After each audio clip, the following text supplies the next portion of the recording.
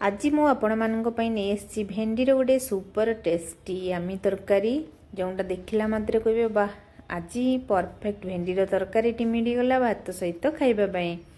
चलंतु recipe start करनबा। सेतिपि मु नेइछि प्राय 250 रु 300 ग्राम पाखापाखी भेंडी नेइछि। ताको प्रथमे भल भाबरे धोई नबा। धोई सारला परे याको आमे मझिरु चिरा लगेबा, किंतु पूरा कट करबा नै, अधा पर्यंत कट करबा। एमितिक भाव में सबुगुड़िक भेंडी को काटी नबा। भेंडी एमितिरे भी समस्त को प्राय पसंद आसताए एवं भेंडी गोटे बहुत ही भल परिबा। एबे ता गोटे मसला तैयारी करनबा।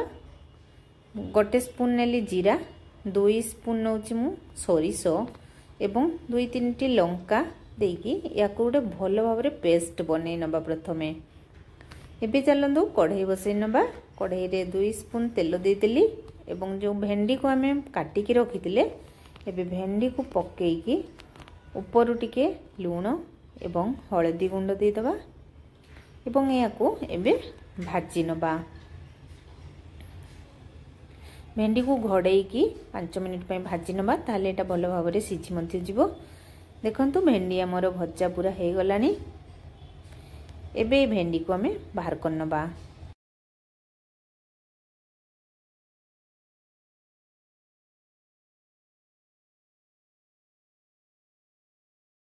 भेंडी क्या को भल लगे निश्चय कमेंट करंतु। आम घरे तो समस्त को बहुत ही भल लगे भेंडी।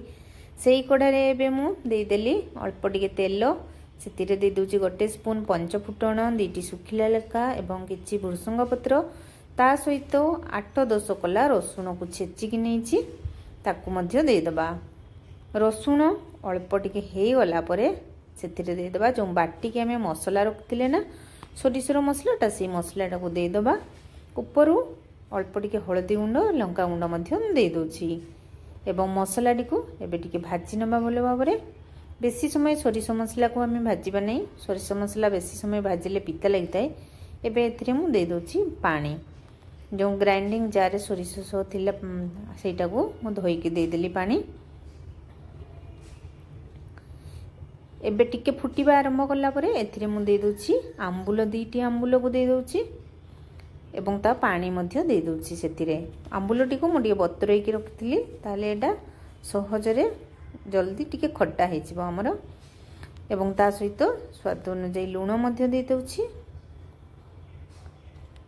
एबे पानी फुटिला आरंभ होला परे आपण जो भाजी की रखिथिले भेंडी को ना ताको एबे एथिरे दे दबा एवं फुटिया पई छाड़ीबा। टिके समय याको घोड़े नबा 5 मिनिट। हमर बहुत बढ़िया भाव में पूरा भेंडी हे गलानी।